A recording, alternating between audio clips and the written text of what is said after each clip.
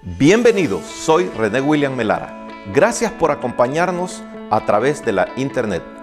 Nuestra oración es que el mensaje de hoy sea de bendición y pueda comprender el amor y propósito de Dios para su vida.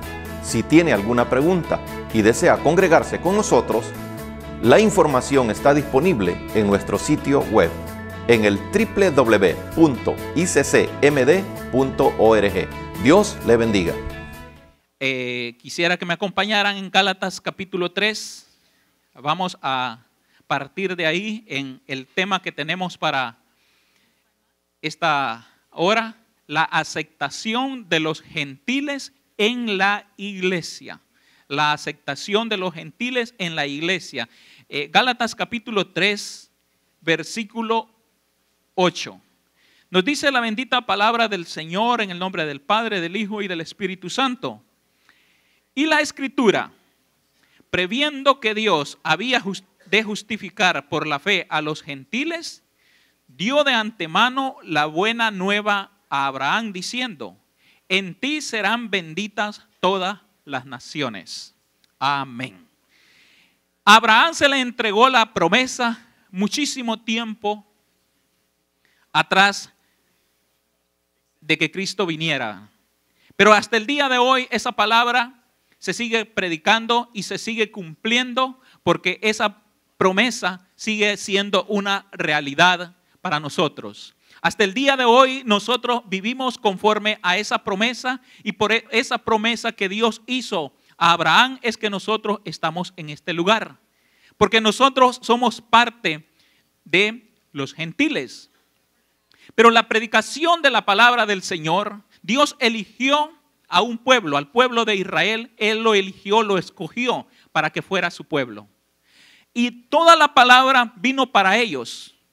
Toda la predicación de la palabra del Señor también vino para ellos. Jesús, ¿verdad? Antes de él vino Juan predicándole a los judíos para que se volvieran al arrepentimiento, se volvieran a Dios, pudieran estar con un corazón dispuesto al Mesías que había de venir. Y Jesús también vino a los judíos a predicarles las buenas nuevas de salvación. Y cuando los discípulos andaban con Jesús y Jesús iba a partir de esta tierra, también Él les encomendó que permanecieran en Jerusalén hasta que ellos fueran investidos del poder de Dios. Pero ese poder iba a venir, les dijo Jesús, para que ellos fueran testigos. Primeramente les dijo en Jerusalén, en Judea y en Samaria. Todos estos territorios están dentro de la nación de Israel. Pero también les dijo y hasta lo último de la tierra. Pero lleva un orden. El plan de Dios tiene un orden. Parte de Jerusalén hacia el resto del mundo. Cuando el Espíritu Santo vino sobre los discípulos, sobre los creyentes, ellos comenzaron a dar testimonio de las maravillas y de las grandezas que Dios había hecho en sus vidas. Ellos comenzaron a tener valor. Aquel Pedro que lo negó, ahora se pudo levantar no en sus fuerzas, sino en las fuerzas y en la capacidad que el Espíritu Santo le estaba dando. Porque cuando nosotros buscamos hacer las cosas por nuestras fuerzas, no vamos a poder, siempre vamos a fracasar. Y es por eso que ahora Pedro se levanta con autoridad y él puede dar testimonio del Evangelio de Jesucristo. Primeramente llegó a los judíos, porque dice que el primer mensaje fue en el día del Pentecostés, una fiesta nacional para los israelitas. Y dice también para los prosélitos, es decir, aquella gente que se había convertido al judaísmo. Esos estaban ahí, hermanos, congregados. A ellos llegó primeramente el evangelio. Y cuando la iglesia comenzó a crecer, comenzaron a haber más discípulos, vino una persecución sobre la iglesia. Entonces aquellos que habían estado en Jerusalén, dice que fueron esparcidos. Fueron por todas partes, los sacaron de Jerusalén. Y entonces, hermano, dice que estos que fueron sacados de Jerusalén no fueron quejándose por los caminos. No fueron, hermanos, acusando a Dios de una injusticia por lo que a ellos les estaba aconteciendo. Dice la palabra del Señor que estos, cuando fueron expulsados de Jerusalén, iban predicando el evangelio de Jesucristo. No les importaba, hermano, el precio que tenían que pagar, porque en ese momento era la vida a causa de la predicación del evangelio. Pero estos hermanos, como no se apoyaban en su fuerza, tuvieron el valor que el Espíritu Santo les dio, porque para eso había venido el Espíritu Santo, para ungirlos de poder. Y eso, hermano, es lo que la iglesia necesita, el poder y el respaldo de Dios para poder ser vencedores. Porque en nuestra fuerza no podemos. Y aquellos iban predicando la palabra del Señor. Pero una cosa que tenían, un cuidado que ellos tenían, es que ellos iban anunciando el evangelio a los judíos. Acuérdese que cuando leemos el primer viaje misionero de Pablo, nos encontramos que dice que Pablo entrando en la sinagoga. ¿Qué había en la sinagoga? Mayormente judíos. A ellos, hermanos, se les anunció primeramente el evangelio. Pero dice la palabra del Señor que unos hombres de Cirene y de Chipre, dice que escucharon el evangelio y creyeron y lo fueron predicando también a ellos y llegaron hasta Antioquía. Pero ya ahí dice, no solamente se le predicó a los judíos, sino que dice que se le predicó a los griegos, es decir, a los gentiles, a aquellos hermanos que no eran parte del pueblo judío. Ahora llega el evangelio a los gentiles y dice la palabra del Señor que una muchedumbre creyó en el evangelio. Porque el evangelio, dice la palabra, es poder de Dios. Es poder de Dios. Y el evangelio había roto aquellas costumbres de los griegos. Y lo había producido en ellos arrepentimiento y la iglesia comenzó a crecer a tal grado que llegó a oídos de la iglesia que estaba en Jerusalén lo que estaba aconteciendo en Antioquía. Y es por eso que la iglesia de Jerusalén toma a Bernabé y lo envía para tener, ¿verdad?, de primera mano la información correcta de lo que estaba aconteciendo en la iglesia de Antioquía. Y por supuesto Bernabé se gozó al ver aquella multitud que creía el evangelio. Y él va y toma a Saulo y lo trae para que le ayudara en el ministerio que se estaba levantando en Antioquía. Ahora, primeramente el evangelio es anunciado a los judíos, pero ahora vemos que el evangelio se va expandiendo y va alcanzando a los gentiles. Y es ahí, hermano, donde surge una controversia. Porque los gentiles, los judíos, considerados el pueblo de Dios, los que tenían la ley, los escogidos a los que les había venido la profecía, ahora comienzan a sentir celos acerca de aquellos que habían creído. Pero no olvidemos también que los judíos habían rechazado el evangelio, porque cuando vieron que aquella multitud creía en el evangelio de Cristo, entonces comenzaron a blasfemar en contra del evangelio. Y entonces Pablo les dijo, bueno, era necesario que el evangelio primeramente se les predicase a ustedes. Ustedes tuvieron la oportunidad primeramente, porque el evangelio, hermano, se debe de comenzar por casa. Es en la casa donde primeramente se debe de predicar. Y es por eso que Dios comienza con su pueblo a predicar el evangelio, las buenas nuevas de salvación. Pero hermano, como ellos lo rechazaron, entonces Pablo les dice, ustedes lo rechazan, pues ahora nosotros nos volvemos a los gentiles, a predicarle a los gentiles, porque ahí también hay pueblo al cual Dios ha dispuesto el corazón para que crean en la palabra del Señor. Pero aquellos hermanos no se quedaron callados, porque a veces el no entender los propósitos de Dios para la vida de cada uno de nosotros genera controversia. Y pensamos que tenemos, hermano, toda la razón, que nosotros tenemos la verdad absoluta. Y eso fue lo que aconteció con la nación de Israel. El pensar que ellos eran dueños de la verdad absoluta y no entender el propósito que Dios tenía para los gentiles. Es por eso que hemos partido de la carta a los Gálatas, porque ahí dice que la promesa de bendición para nosotros, los gentiles, ya se le había dado a Abraham. Abraham era antes de la ley.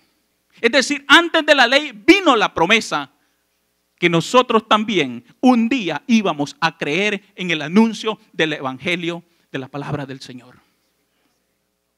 Entonces, pero estos dice que estos judíos, hubo una controversia, hubo hermanos, quisieron armar, ¿verdad?, una revuelta, quisieron meter una falsa doctrina dentro de la iglesia del Señor. Dice en el libro de Hechos, que es el libro que nosotros hemos estado estudiando en esta serie, en el capítulo 15. Vea, y ahí vamos a ver lo que sucedió, hermanos, con esta doctrina que se estaba predicando, que estaba siendo predicada por los judíos. En el capítulo 15 nos narra, hermano, todo el acontecer que se dio. Dice el versículo 1 que entonces algunos que venían de Judea enseñaban a los hermanos, si no os circuncidáis conforme al rito de Moisés, no podéis ser salvos. Dice el versículo 2, como Pablo y Bernabé tuviesen una discusión y contienda no pequeña con ellos, se dispuso que subiesen Pablo y Bernabé a Jerusalén y algunos otros de ellos a los apóstoles y a los ancianos para tratar esta cuestión. Ellos pues, habiendo sido encaminados por la iglesia, pasaron por Fenicia y Samaria contando la conversión de los gentiles y causaban gran gozo a todos los hermanos. Ahí está la controversia entre los gentiles y entre los judíos que querían, hermanos, que los gentiles también se circuncidaran y que guardaran la ley. Entonces, pero como Pablo y Bernabé dice que discutieron, quizás, hermano, buscaron puntos en común. Quizás Pablo y Bernabé buscaron en mostrar a través de las escrituras lo que la palabra del Señor enseñaba acerca de la salvación a los gentiles. Pero como dice la palabra del Señor, que no pudieron, es decir, aquellos judaizantes se mantuvieron cerrados a la explicación que Pablo y Bernabé les daba. Entonces ellos deciden acudir a la máxima autoridad en ese tiempo que se encontraba en Jerusalén, donde estaban los apóstoles, los ancianos y la iglesia de Jerusalén. Ellos acuden, hermanos, a ese lugar y es lo que conocemos como el Concilio de Jerusalén.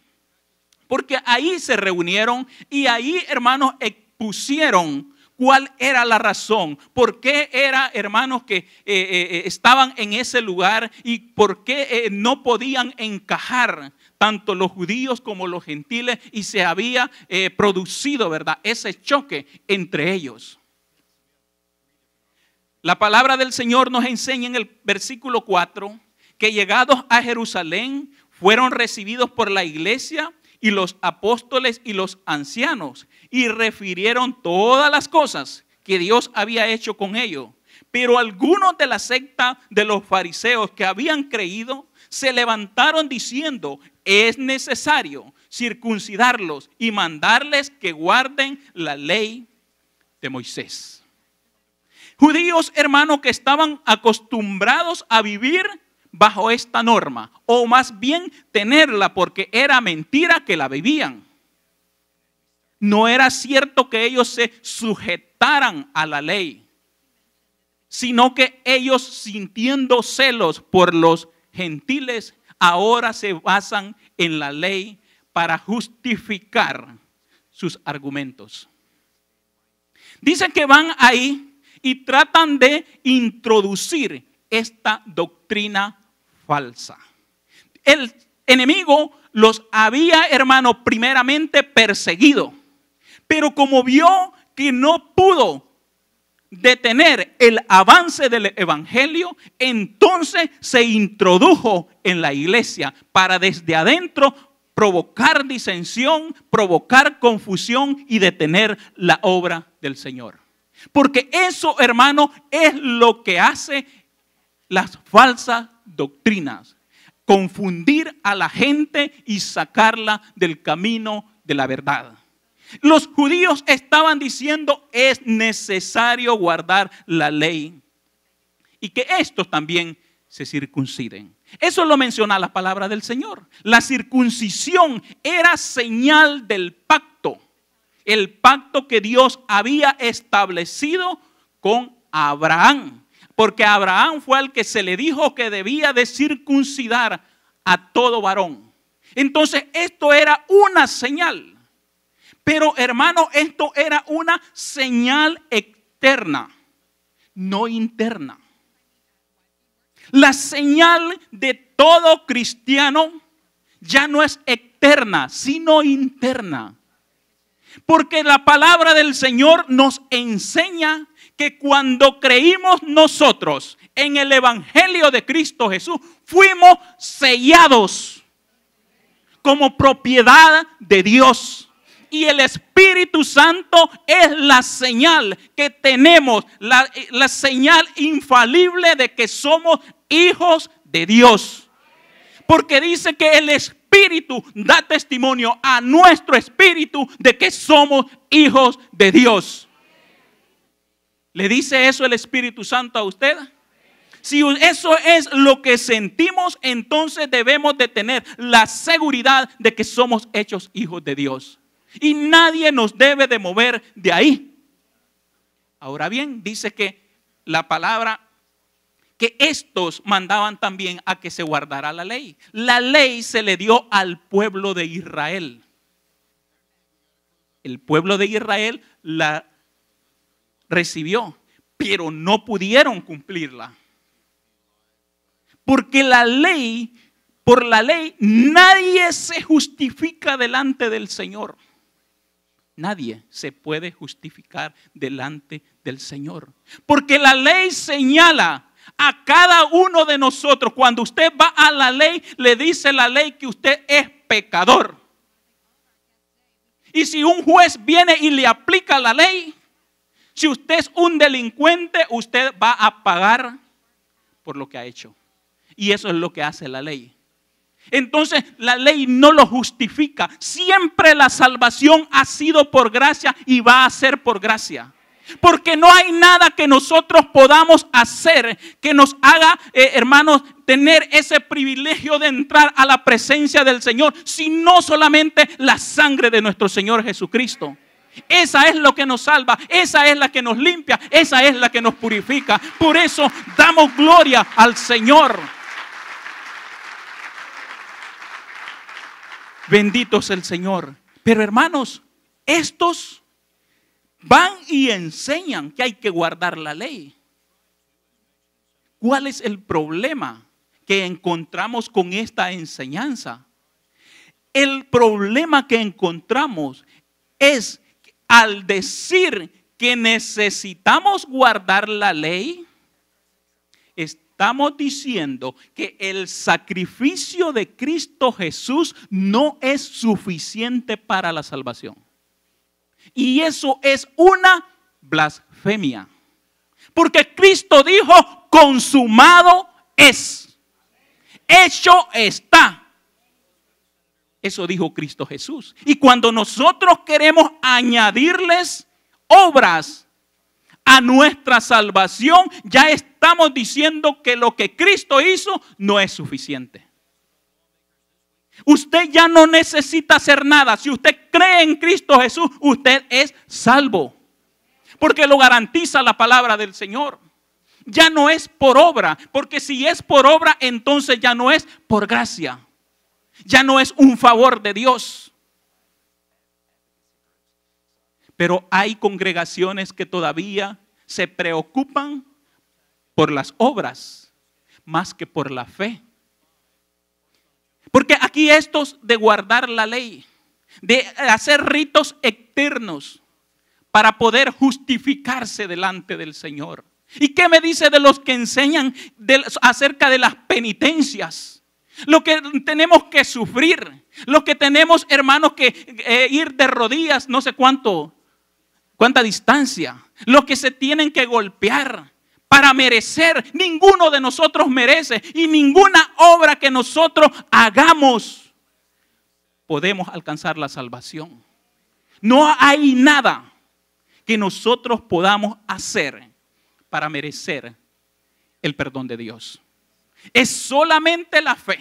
Pero hermanos, hay gente que aun cuando tiene la palabra del Señor, no entiende por qué es salvo. No entiende por qué ya no tiene que guardar la ley. Y ahí andan guardando el sábado. Piensan que porque cumplen un mandamiento se van a salvar. Si el que se hace transgresor de un punto, se hace transgresor de toda la ley. De uno. Y hermano, dice la palabra del Señor, que Dios buscó, miró desde los cielos para ver si había uno justo. ¿Sabe cuánto encontró? Ninguno. Y le pregunto, ¿será que cuando eso se escribió ya existía la ley? Sí, ya existía. Porque lo encontramos en el libro de los Salmos. Dios vio y no había ninguno justo. Entonces, hermano, por más que se esforzaran por sus obras, no lo iban a poder lograr. Porque aún Isaías dice que Dios rechazaba todo aquel rito religioso que le presentaba a la nación de Israel. Él dice, yo rechazo todas tus ofrendas, los holocaustos, eso me da asco. Porque el corazón de ellos permanecía endurecido. Y lo que Dios busca es en cada ser humano la humillación, el aceptar de que por sí mismo no se puede salvar. Ahora bien, ¿qué implica entonces las obras? ¿Por qué son necesarias las obras? Porque la Biblia dice también que sin las obras, ¿verdad? Entonces es vana nuestra fe, ¿verdad? La fe se muestra a través de las obras. Hermanos, cuando nosotros, imagínese usted, se encuentra en una situación de vida o de muerte. Muchos de los que están aquí pasaron por el desierto. Y aunque se hagan los creídos aquí, ¿verdad? Pero pasaron por ahí. Y nos encontramos quizás en un momento de desesperación. Pero imagínese que usted llegó al extremo de que no tenía agua y que no había ninguna posibilidad de conseguir agua tampoco, porque allí no hay. Y usted está a punto de morir a causa de la sed. Pero alguien ahí le ofrece una botella de agua, se la entrega. Esa agua es su vida. Esa botella de agua representa su vida. Usted dirá, una botella de agua solo puede costar $1. Sí, cuando usted está en un supermercado, le cuesta $1. Pero cuando se está muriendo de sed y está en el desierto, esa botella de agua es su vida. Amén. Eso es lo que representa, su vida. Entonces, ¿la puede valorar su vida en $1? No, ¿verdad? No vale $1. Vale mucho más. Entonces, hermano, cuando reconocemos la salvación que Cristo nos ha dado y nos vemos en la situación en la que nos encontrábamos, dice la palabra del Señor que estábamos muertos en delitos y en pecados. ¿Podíamos hacer algo nosotros para salvarnos? No. Por eso fue necesario que viniera desde el cielo el Cordero de Dios que quita el pecado del mundo y que por la fe en Él nosotros pudiéramos alcanzar la salvación. Amén. Gloria al Señor. Bendito nuestro Señor Jesucristo.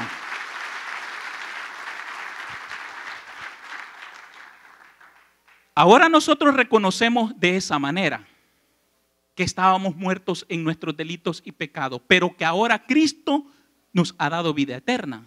Entonces la posición cambia. Y si era, hermanos, la situación que nos encontrábamos, una situación imposible de cambiar para nosotros, es entonces que ahora, hermanos, no podemos olvidar el favor que Dios nos ha hecho. Porque, hermanos, si usted se piensa en la situación que le ilustraba de la botella de agua, si a esa persona usted le pudiera servir, usted le va a servir con gusto. Le va a hacer un favor a esa persona, porque esa persona le salvó la vida. ¿O no? Amén. Él le salvó la vida. Entonces, pero usted ya no puede pagar, aunque el valor de esa botella sea $1, usted ya no lo puede pagar con ninguno de los favores que usted le haga a esa otra persona, porque esa persona no necesita de usted. De la misma manera, a Cristo Jesús, nosotros, hermanos, el servicio que ofrecemos para Él no es porque nosotros le podamos pagar a Él. Nosotros, hermanos, podemos vivir una vida de servicio al Señor. Y dice la palabra del Señor que cuando hayamos hecho todo lo que Él nos mandó, digamos, siervos inútiles somos, porque lo que debimos hacer, eso hemos hecho. Nadie ha hecho más. Entonces, hermanos, las obras que nosotros ahora hacemos, el servicio que prestamos al Señor, es porque hay gratitud en nuestro corazón por lo que Cristo Jesús ha hecho por cada uno de nosotros. Esa es la manera, hermanos, en que debemos de ver las obras, porque en cuanto a la salvación no tienen ningún peso, ningún valor, no lo tienen, porque la palabra del Señor dice que por gracia somos salvos. Por medio de la fe. Y la fe, dice, no es ni siquiera de ustedes, pues es un don que Dios les ha dado. Amén. ¿Para qué? Para que nadie se gloríe. Hermanos, en cuanto a la salvación, no es para que nosotros nos vanagloriemos, es para que le demos gloria a Dios. Es para que bendigamos el nombre de nuestro Señor. Pero a estos hermanos estaban queriendo estorbar a los creyentes. Como va a haber gente que va a querer estorbar también hoy en día la libertad que tenemos en Cristo Jesús. Va a haber mucha gente que como veo que la situación, la persecución, en lugar, hermano, de nosotros desmayar, ahora, hermanos, estamos congregándonos más porque este Señor nos ha dicho que nos va a deportar. Es decir, que ese temor nos ha servido para acercarnos más a Dios. Entonces eso, hermano, no los va a hacer desmayar. Pero entonces dice que el enemigo astutamente mete en medio de las congregaciones a gente que estorbe la sana doctrina. Y en eso, hermano, debemos de tener nosotros cuidado con la palabra que alguien nos está dando. no se olvide que estos también arrastraron a Pedro. Usted puede leerlo en el libro de Gálatas. Cómo Pedro también fue arrastrado y Pablo lo confrontó. Bueno, le dijo, ¿vos sos judío o sos cristiano? Pero no podés hacer de esa manera porque hasta Bernabé te llevaste. Es así, hermano. Cuando viene la falsa doctrina en la iglesia, debemos de confrontarla. Y si esa persona se va, pues que se vaya. Pero tampoco podemos permitir que aquellos que quieren caminar bien con el Señor sean arrastrados por estas falsas doctrinas. Pero vea, hermano, que el Señor lleva todo en orden. Dice allí en el versículo 6 del capítulo 15 de los Hechos. Y se reunieron los apóstoles y los ancianos para conocer de este asunto. Y después de mucha discusión, Pedro se levantó y les dijo. Oiga, ahí dice que se reunieron todos y hubo una gran discusión. Es como que hoy en día nosotros no estamos en esta congregación, discutimos un punto y uno habla allá y el otro habla allá y es una sola bulla, solo ruido, una discusión y no hay una solución. Es por eso que esa discusión que no sirve para nada, la palabra del Señor no la registra. Porque la palabra solo nos da aquello que nos va a llevar a la solución del problema. Y entonces por eso dice que en el versículo 7, Pedro les dijo, varones hermanos, vosotros sabéis cómo ya hace algún tiempo que Dios escogió que los gentiles oyesen por mi boca la palabra del evangelio y creyesen. Y Dios, que conoce los corazones, les dio testimonio dándoles el Espíritu Santo, lo mismo que a nosotros. Pedro se levanta, un judío que guardaba la ley, un judío, hermanos, que era muy cuidadoso con la ley. Y este judío dice que un día, ya cuando se había convertido al evangelio, él estaba orando. Cuando tiene una visión y se le aparece, dice, un lienzo que descendía del cielo, donde había todo tipo de animales, de cuadrúpedos. Y escuchó una voz que le dijo, Pedro, levántate, mata y come. ¿Y qué dijo Pedro? Acuérdense también que Pedro dice que se había ido a orar porque tenía hambre, pero mientras le preparaban la comida, él se fue a orar. Tenía hambre y la voz le dice, levántate, mata y come. ¿Qué dijo él? No, Señor, ninguna cosa común o inmunda ha entrado en mi boca. Al Señor le dijo que no. Porque la palabra que le había venido era de parte del Señor. Pero Pedro aún al Señor le dice no. ¿Por qué? Por temor de quebrantar la ley. Pero ahora lo vemos con un enfoque diferente. Porque dice, ustedes saben. Pedro, cuando se dio todo este acontecimiento de la reunión que había tenido con Cornelio, él fue y lo hizo saber a la iglesia de Jerusalén. Entonces, cuando se da este acontecimiento, los de la iglesia de Jerusalén ya tenían conocimiento acerca de lo que Pedro estaba hablando. Entonces le dice, cuando yo fui y prediqué la palabra del Señor, Pedro les dijo a los que allí se habían reunido que eso era desagradable estar para él junto con los gentiles. Le dijo, porque nosotros no nos tratamos. Los gentiles con los judíos no se llevan bien, no se llevaban bien. Era algo muy considerado para ellos inmundo, se contaminaban con los gentiles. Entonces le dijo, ustedes saben que para mí es difícil el poder estar aquí con ustedes, pero Dios me ha mandado a hablarles a ustedes. Y entonces dice que cuando él comenzó a predicar la palabra del Señor, el Espíritu Santo vino sobre aquella congregación. Lo llenó el Señor del poder del Espíritu Santo. Entonces dice que los que habían ido con Pedro se quedaron atónitos, se quedaron asombrados de ver que también el Espíritu Santo se derramaba sobre los gentiles. ¿Por qué se había derramado? Porque dice Pedro, y Dios, que conoce los corazones, les dio testimonio, dándoles el Espíritu Santo lo mismo que a nosotros. Es decir, ahora Dios ya no hace acepción de personas. Ahora ya no hay judío, ya no hay griego, ya no hay gentil. Ahora somos uno en Cristo Jesús. Amén. Gloria al Señor. Ahora somos uno, le dijo. Porque Dios no hizo ninguna diferencia.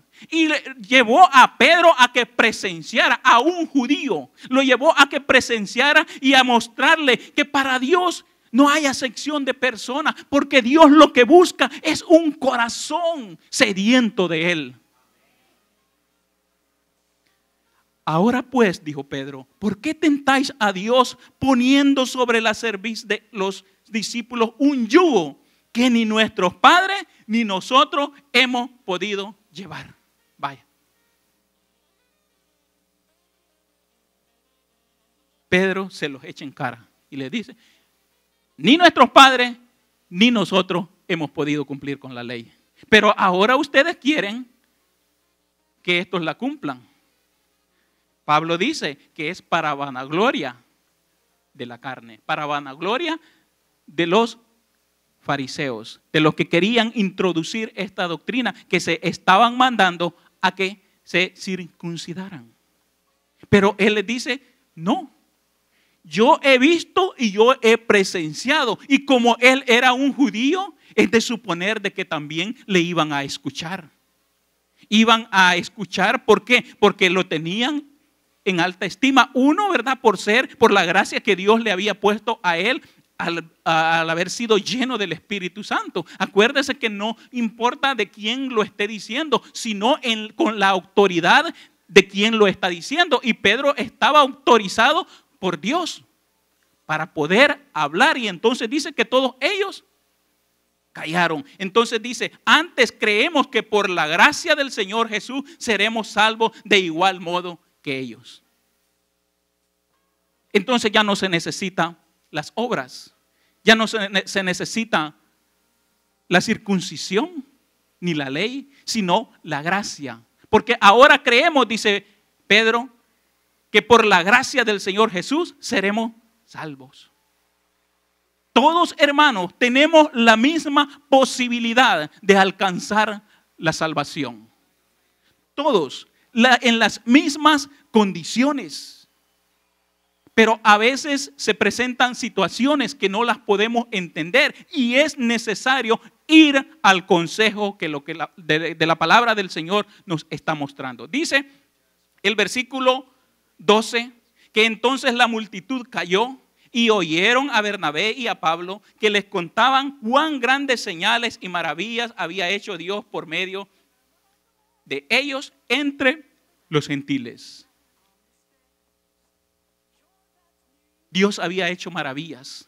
Dios había hecho prodigio a través del ministerio de estos hombres. Ahora ellos, hermanos, escucharon a Pedro, escucharon el testimonio de lo que Dios estaba obrando en la iglesia. Entonces se levanta, hermano, el líder de la iglesia para poder tomar una decisión. Dice el versículo 13: y cuando ellos callaron, Jacobo respondió diciendo: varones hermanos, oídme.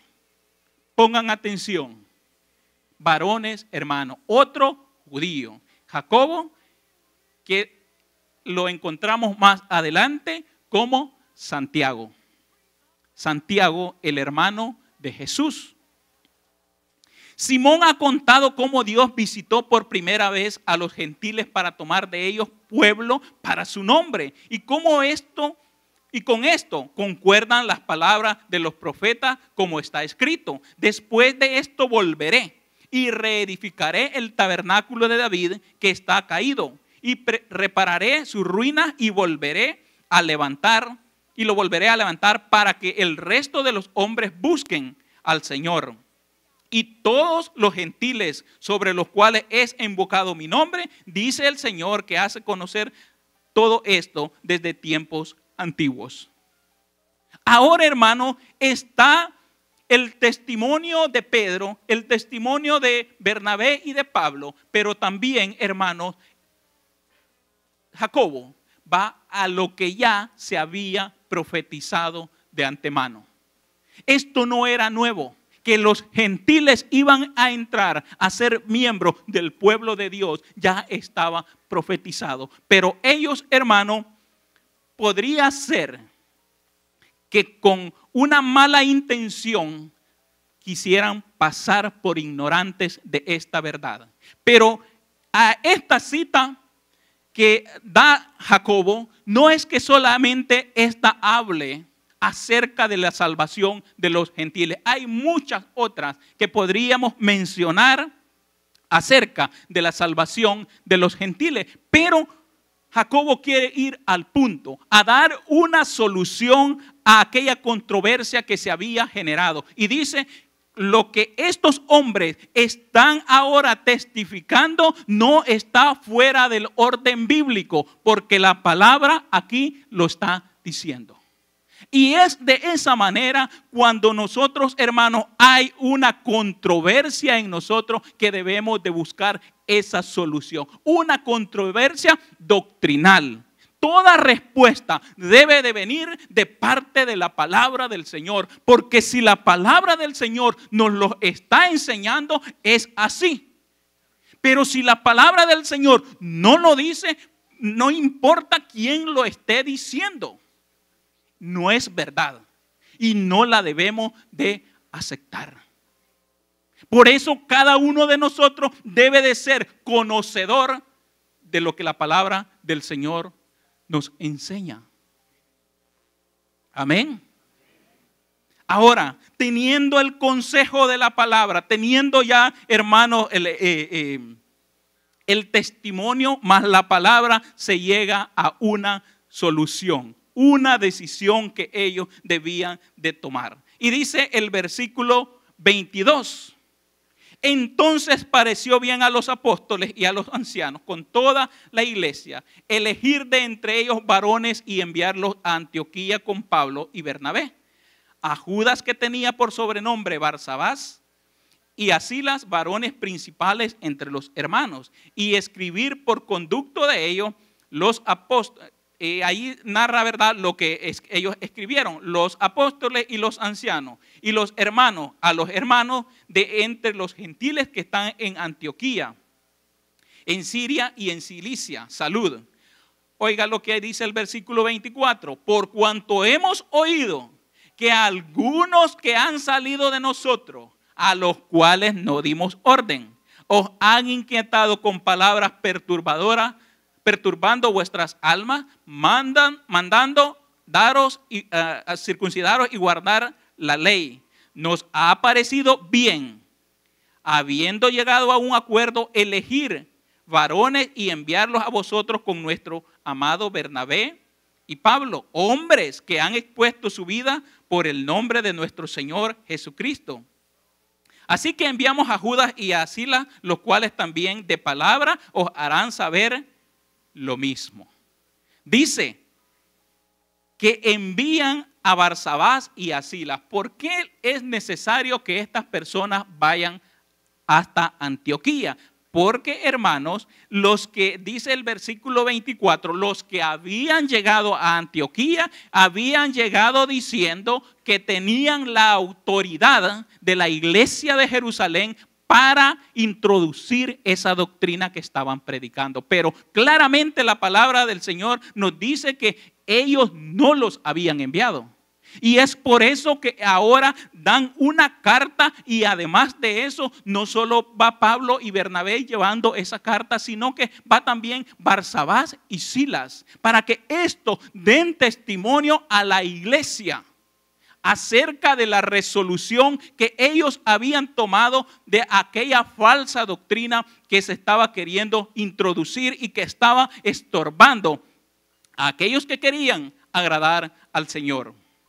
Dice, porque ha aparecido, el versículo 28, bien, ¿a quién?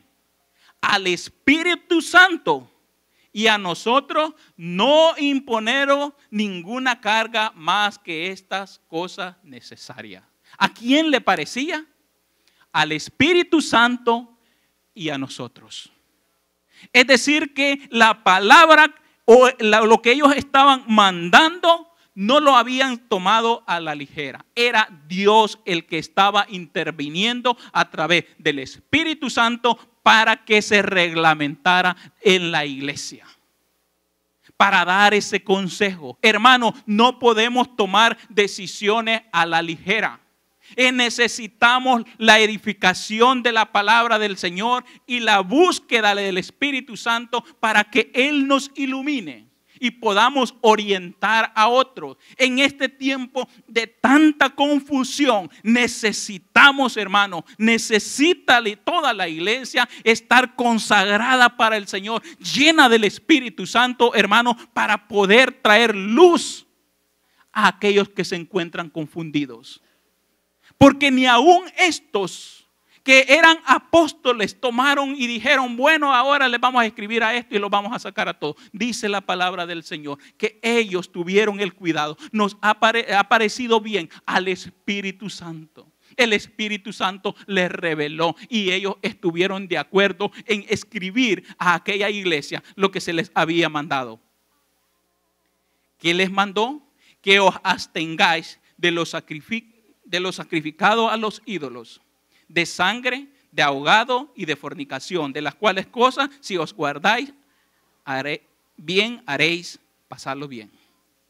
Ahí están, hermano, las cosas que ellos estaban diciendo que se debían de guardar. Una, la idolatría. Dos, hermano, la fornicación, el comer cosas ahogadas y la sangre de los animales. ¿Por qué se debía de hacer esto? Porque Marcos en el capítulo 12, vaya a Marcos capítulo 12, en el versículo 28 al 32, nos dice la bendita palabra del Señor.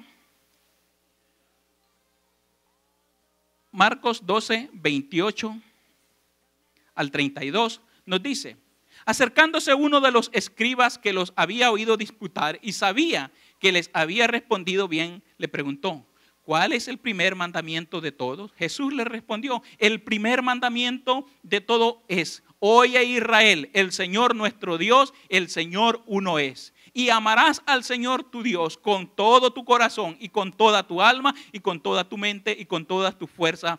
Este es el principal mandamiento. Y el segundo es semejante: amarás a tu prójimo como a ti mismo. No hay otro mandamiento mayor que estos. Entonces, hermano,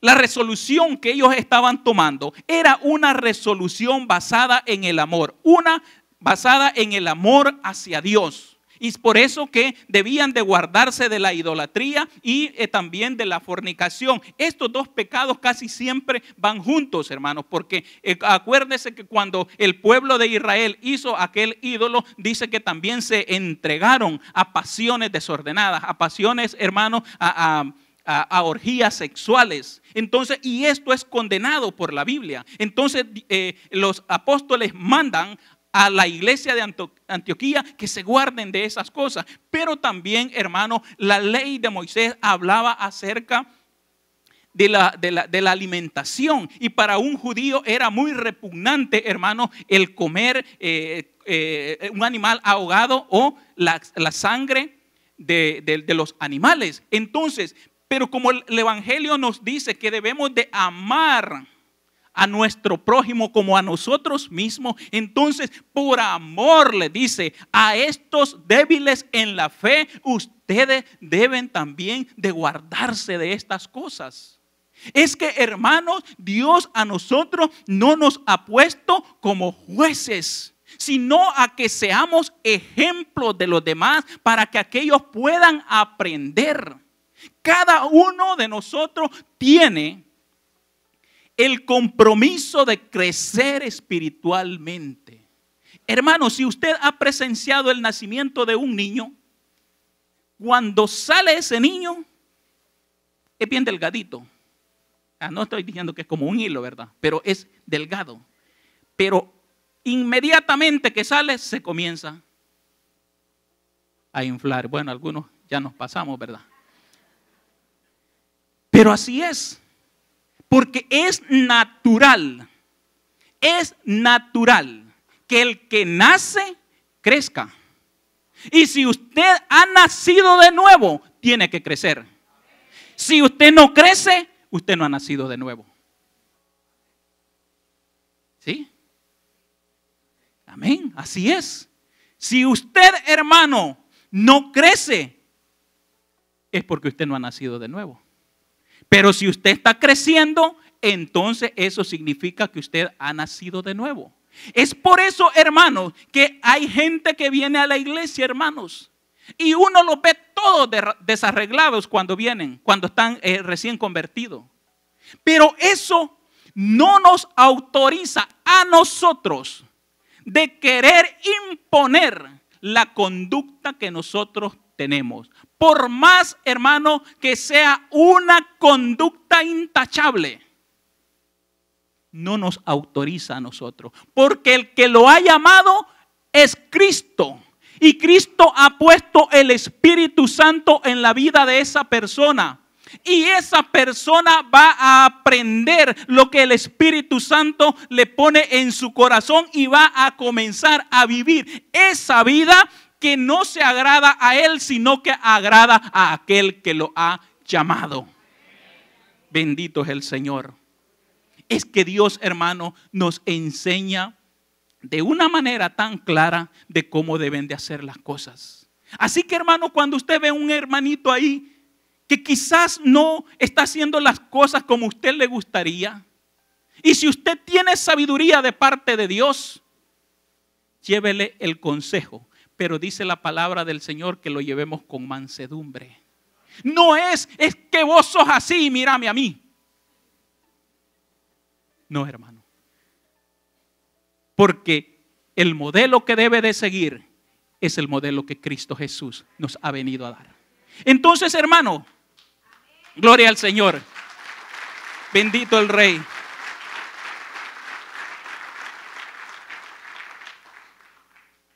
Los hermanos no se apresuraron a dar la solución, sino que fueron a la palabra del Señor. Pero le dijeron a la iglesia, también ustedes deben de amar a esos judíos, a esos fariseos que los han querido estorbar para que también ellos puedan alcanzar la salvación. Y es eso mismo lo que cada uno de nosotros debe de hacer. Por supuesto que cuando dice que esta carta llegó a las iglesias, todas se regocijaron de que estaban viviendo una vida conforme a lo que la palabra del Señor mandaba. No debemos de olvidar que en esta reunión estaba Pedro, estaba Pablo y se menciona también a Santiago.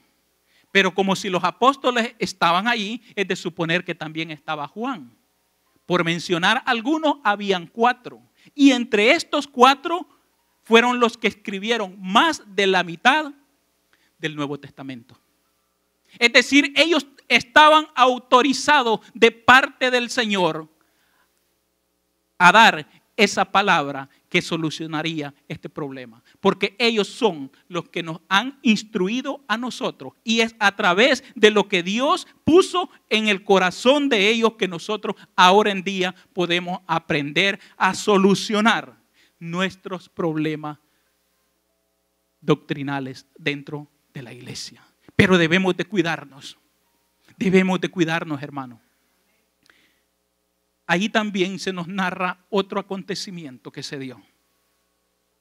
Porque la palabra del Señor, cuando algo es de utilidad para nosotros, aunque sea un problema, lo da a conocer para que nosotros aprendamos de él. Y encontramos la controversia que se generó entre Pablo y Bernabé. Dice que hubo una discusión entre ellos, los 2 hombres de Dios, los 2 sabios, pero ninguno de los 2 quiso ceder. Y entonces Dios no dice que los desechó. Dios entonces los utilizó. Oiga, los utilizó. Sus dones, sus atributos, las capacidades que Dios les había dado, los utilizó Dios para ahora que ya no existiera una sola misión, ahora existieran dos misiones. Y Pablo dice que tomó a Silas y Bernabé tomó a Juan Marcos. Podemos, hermano, estar en desacuerdo. Podemos, hermano, estar en desacuerdo. Pero que ese desacuerdo no nos lleve a que la obra del Señor se detenga.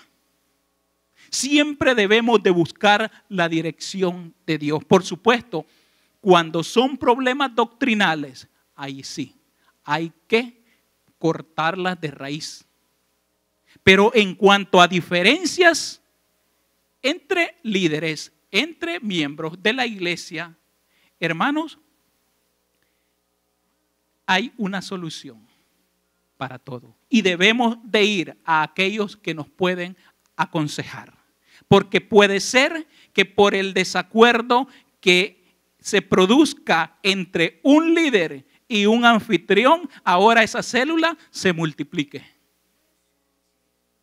Pero no nos debe de llevar a una enemistad. ¿Sí? Porque ahí sí estamos mal.